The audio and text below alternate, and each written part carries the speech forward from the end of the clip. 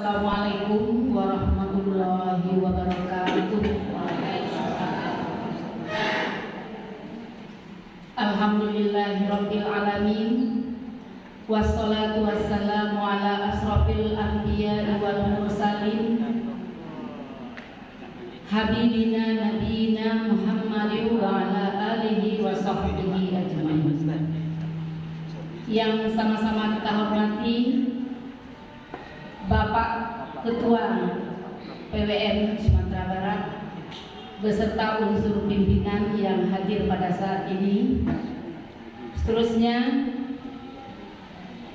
Ibu Pimpinan Wilayah Aisyah Muhammadiyah Sumatera Barat yang hadir pada saat ini. Seterusnya Bapak Koordinator FKB Forum Komunikasi Bersama Muhammadiyah Wilayah UIN Imam Bonjol Padang atau Unit UIN Imam Bonjol Padang,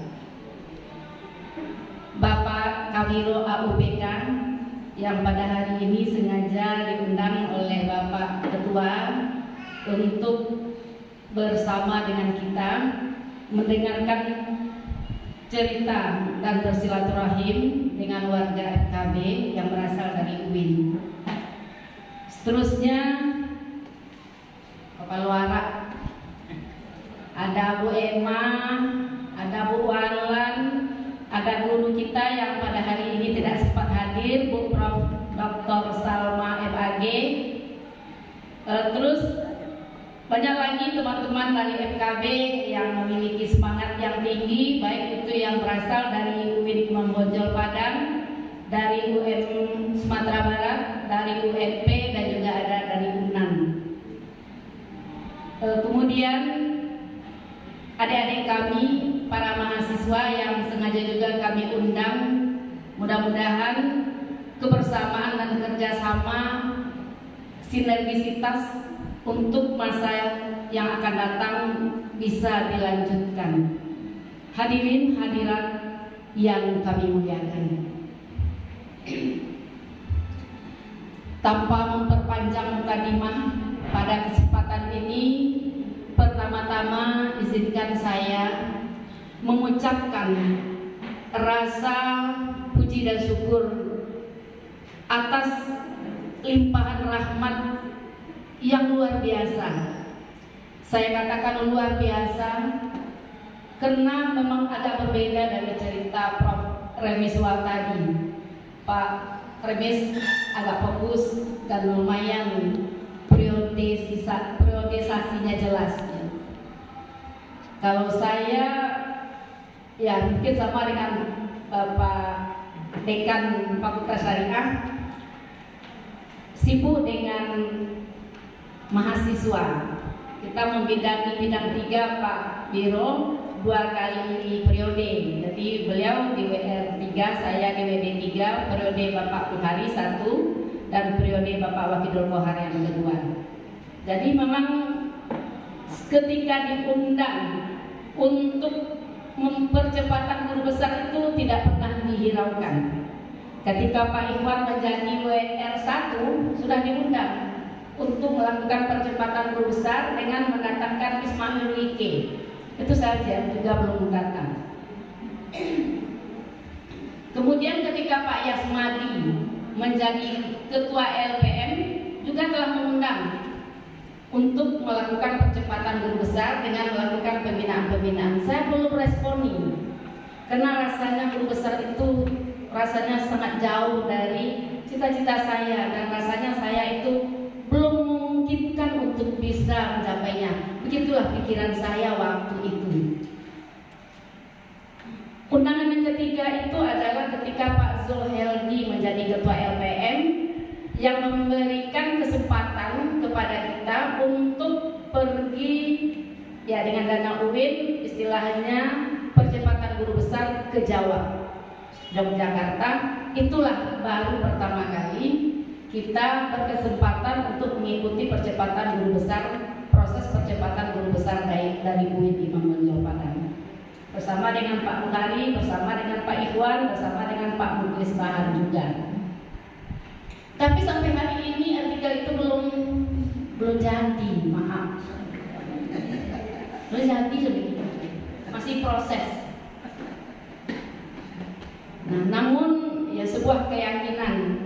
Yang pertama, karena luar biasa menurut saya itu yang direncanakan betul juga belum hadir. Tahu-tahu ada teman saya dari Ambon yang telah lebih duluan guru besarnya. Terus dia menelpon saya, "Ibu ada punya artikel?" "Ada, tapi belum sempurna." "Coba kirim kemari," katanya. Saya kirim ke Ambon tanpa seizin saya.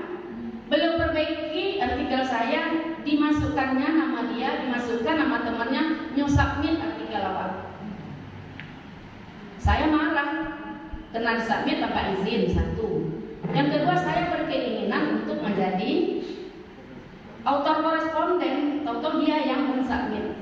Menurut saya itu pelanggaran. Tapi dengan orang Makassar keras, kita lebih keras pula dia. Akhirnya berantem kami melalui WA.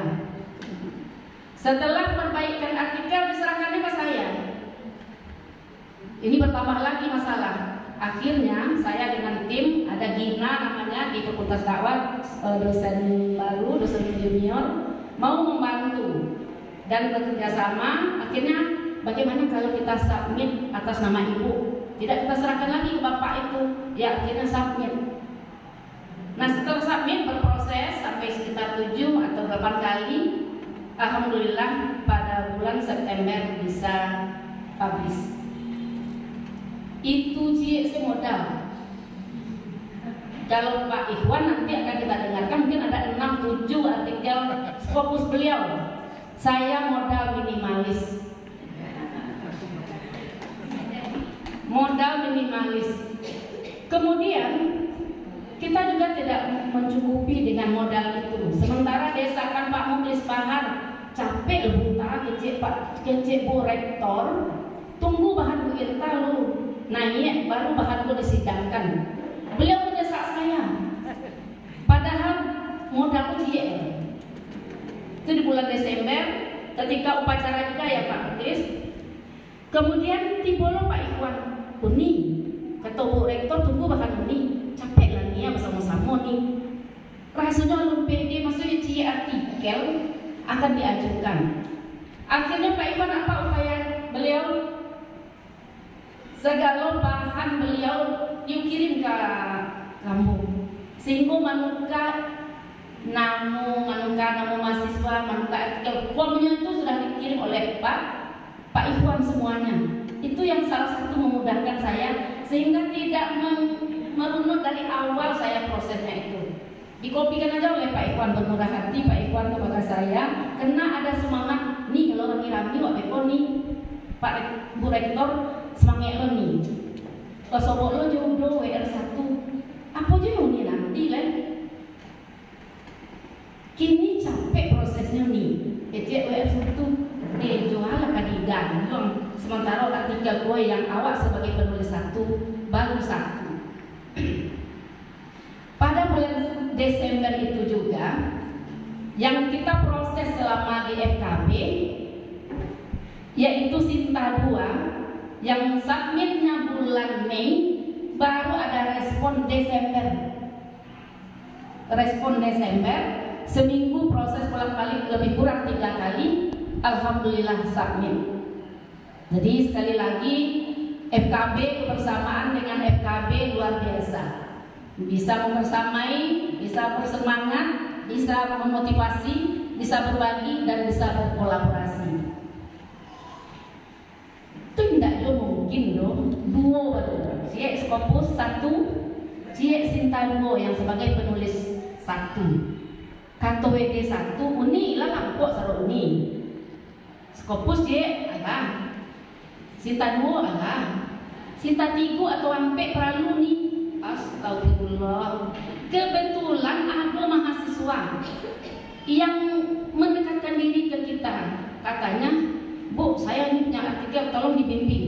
Jadi setelah dibimbing, saya submit kan, saya telepon, "Dek, bisa submit nggak?" "Bisa, masukkan aja Bu." Jadi kata mahasiswa, "Oh ibu ternyata orang M juga ya." "Iya dengan begitu dia semakin semangat. Gimana kalau kita submit ke tempatnya ibu kontak kemarin? Ya oke. Ibu mau menulis satu nggak apa-apa? Ya nggak apa-apa, bagi saya nggak ada gunanya. Buat ibu yang penting dulu, kan ibu nih yang mengarahkan saya. Akhirnya terpenuhi pula lah Sinta 3 itu. Berdiri Zian, kita perkenalkan ini kader kita dari Padang Panjang. Beliau S2 di UIN kita, tapi di Mubalik di Kauman. Sekarang di Tawalin. Di Tawalin, beliau di Tawalin. Nah, jadi bolak-balik. Jadi beliau tugas pribadinya itu jadikan aja Bu. Jadi artinya apa? Kolaborasi, kerjasama, dan saling membantu itu buat saya buat apa Bu? Ibu yang penting dulu. Nih buka kartu kendaraan apa? Lama-lama. Jadi memang ya berbeda kan Pak. Jadi itu modal yang sebagai penulis satu Pak. Kurang ada sampai kalau Pak Ivan itu 7. Berita cie. Kapan kami masukkan setelah Desember, baru masuk akhir Januari, setelah diproses masuk Februari. Alhamdulillah terhitung 1 Juni. Ya memang luar biasa. Jadi kena percepatan rasanya luar biasa, singkat waktunya, memang rasanya syukur yang tak terhingga atas semuanya ini. Kemudian ya, namun semuanya itu rencana Allah. Itu yang perlu kita yakini. Untuk itu saya menyampaikan pertama-tama terima kasih kepada orang tua. Orang tua saya yang laki-laki aktivis PDM Sijunjong. Nama beliau Haji Jauzi Abjas. Hanya dek mencapai kalender saja, beliau pergi ke Kapuatu, singgah ke Siko. Begitu semangat beliau berorganisasi bermuhammadiyah yang tidak terikuti oleh saya. Beliau berkeinginan untuk saya belum hadir saya waktu promosi, tapi karena kondisi kesehatan beliau tidak jadi ikut. Tapi kekecewaan beliau tidak ikut waktu promosi saya itu. Lewat sobok sana di kampung nyocari tuan satu. Jadi ketika kami pulang, itulah yang disampaikan dek dun sana. Nggak apa-apa, ayah deh. Nah, itu bahasa kampung kami, ayah nak pai soalnya itu, tapi tidak apa-apa ayah. Taninya lagi hati kom, di waktu wisuda beko beliau dibawa. Nah, itu keinginan untuk mencukupi atau menutupi kesedihan beliau tidak diikutkan pada promosi doktor. Tapi apa boleh buat, takdir berkata lain. Bulan Maret beliau kecelakaan di Simpang Ampel Palangki dan meninggal dunia di Rumah Sakit Umum Sawah Lunto. Jadi ya cita-cita saja yang bisa beliau ikrarkan dan kami berniat, tapi itulah takdir. Mohon doa supaya beliau mendapat rahmat dan hidayahnya, dilapangkan kuburnya, dan supaya menjadi ahli surga. Orang tua saya yang perempuan sampai hari ini tergeletak semenjak saya S3 itu. Tapi kok pulang ambo tetap bahan profesor tuh, tidak pernah kendur semangat cara beliau bertanya untuk berprestasi, untuk karir, untuk pendidikan saya. Tergeletak kalau mau pipis baca doaan, baru doaan, kalau bisa duduk basangka, makabe supaya bisa tasangga. Tapi pertanyaan beliau ketika kita datang, bahan profesor itu lah selesai bahan hitam, bahan ini tetap seperti itu. Artinya bahwa meskipun beliau sudah renta, mungkin makan juga disuapi, tapi semangat beliau untuk kami tidak kendur sedikit pun. Sehingga setiap kita datang harapan beliau kita membawa berita gembira tentang prestasi kita. Kalau tidak pulang, beliau nelfon, bila pulang kayak gitu masih bisa berkomunikasi, tapi makan segala macam telah dibantu. Kemudian saya juga menyampaikan terima kasih kembali kepada kita semua yang tadi yang sebutkan, baik yang saya sebutkan ataupun tidak, termasuk juga pimpinan fakultas dakwah Bapak Wako yang juga memotivasi. Katanya beban bagi saya setiap saya rapat, kata Pak WR itu tolong bahan si anu, tolong bahan si anu, tolong bahan si anu. Nah, bahan Bu Irta terus selalu jadi pertanyaan. Jadi motivasi dari berbagai pihak luar biasa. Bapak Ibu yang kami hormati, namun ada motivasi tersendiri. Niul sering berucap seperti ini kepada saya. Ita, alhamdulillah Ita, Mbak Ani, yo dapet udah seruman itu, Mbak aku, yo bisa mengizinkan Ita kemanapun Ita melanjutkan pendidikan. Kok Uni mana dapet izin seruman itu? Pak Dr. Randes Haji Safandiran mohon berdiri. Itu yang luar biasa.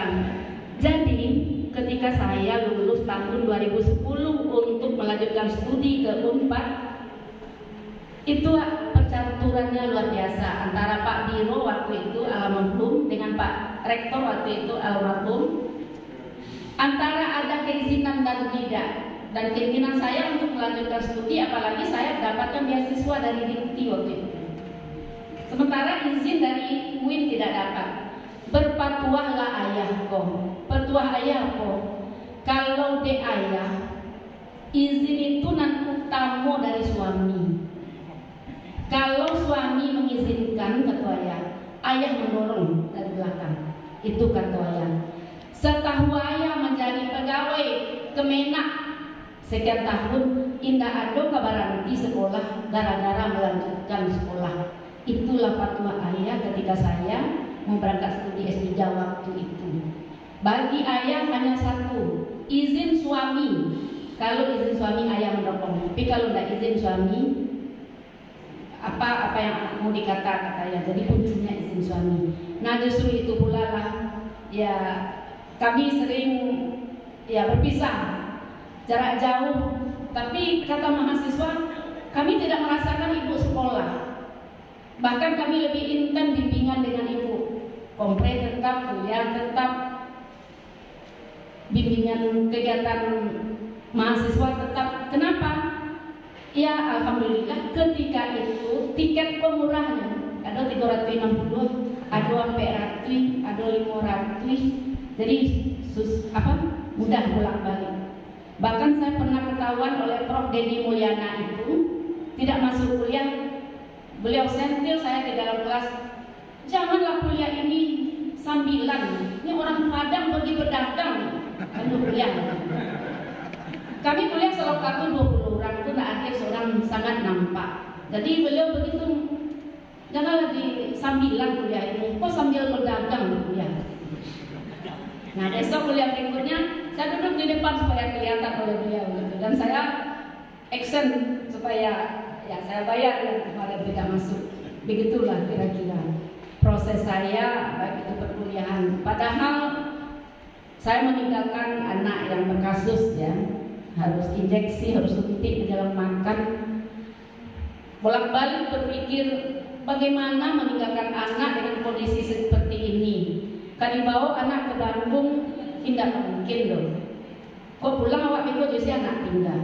Tapi dengan berlalunya masa kita ikuti dan saya yakin kalau Allah bukakan jalan, beri izin pasti Ia akan bukakan jalan.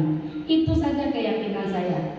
Kalau Allah berikan izin pasti Ia akan bukakan jalan. Itu saja. Setiap saya ada masalah saya mengadu.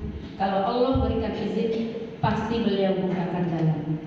Karena pernah sekali